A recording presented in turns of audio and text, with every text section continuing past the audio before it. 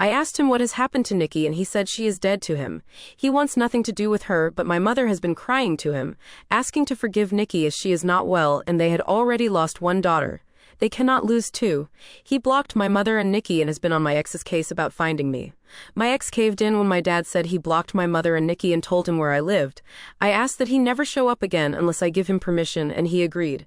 He asked what would happen now, and I said I really don't know, and that he hurt me really bad. I then just went into detail about how much he hurt me and what it felt like seeing them so happy without me and how hard it has been. We were both crying by the end of it, but I was really glad I got it all out. It felt like a huge weight had been lifted off my shoulders.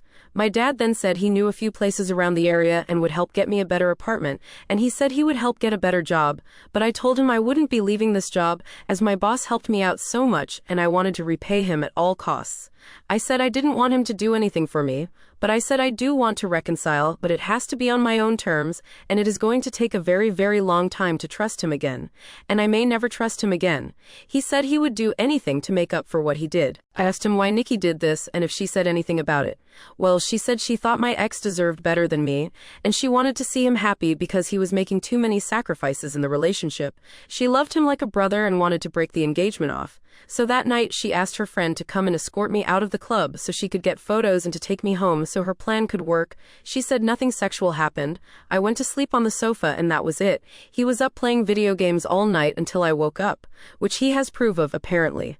My dad was planning on getting my stuff from my mother's house and bringing it to me, but I told him I didn't want those things anymore. I then went to ask about Nikki's husband, and he said my mother has been hush-hush with the entire situation, but he had his number and wrote it down for me. After my dad left, I decided to call Nikki's husband. I was sweating the entire time and felt so sick. What if I could hear her in the background? Well, anyhow, when he picked up, I just spit everything out, which I deeply regret because I should have eased into it for him. He sounded really confused, and I explained the entire situation again. I even went into detail about her drug and alcohol problems. I was honestly expecting him to curse me out and defend Nikki. Instead, he let out a long sigh, and well, turns out, he had a feeling she wasn't exactly innocent. Turns out her and his sister have been having problems, and she has been spouting non-stop lies about his sister and has caused a huge rift between them. His sister didn't even attend their wedding. I told him I was sorry, but he should make things right with his sister because Nikki was the problem, not her. We spoke a little more and he hung up. I'm not entirely sure what he is going to do with that information. I hope he cuts his loses and leaves her because he sounded like a really nice person, and even he has lost his own sister because of Nikki. So I have decided to reconcile with my dad.